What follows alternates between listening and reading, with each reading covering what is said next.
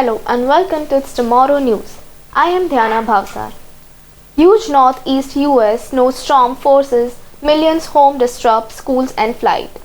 A massive snowstorm has pummeled the northeast United States with resident municipal workers and a powerful railroad snow clearing machine nicknamed Darth Vader working tirelessly to execute the region.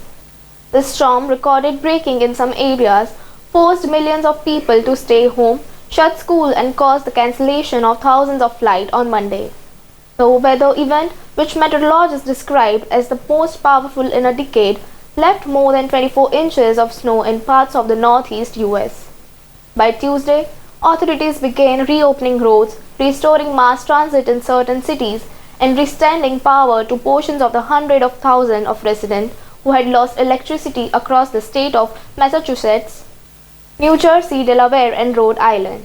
In New York, where classes were cancelled on Monday, Mayor announced that schools would resume in-person instructions on Tuesday, a decision that led to concerns about feasibility given the snow-clogged pavement.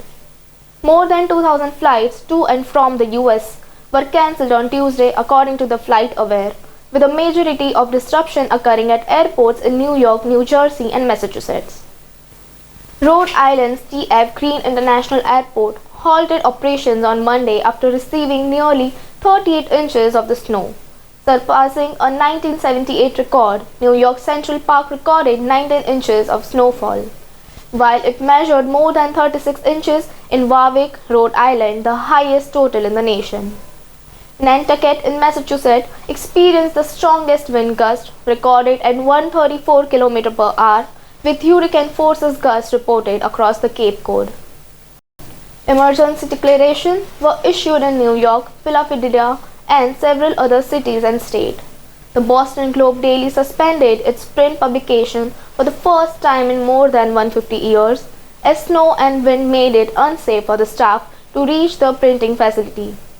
Monday's event was characterized by meteorologists as a classic bomb cyclone, which occurs when a storm's pressure drops significantly with 24 hours, occurring during the autumn and winter season when Arctic air masses collided with warmer temperatures. As snowfall subsided in the some region and shifted northwards on Tuesday, the National Weather Service said it was monitoring a new storm system that may bring more snowfall to the region later in the week.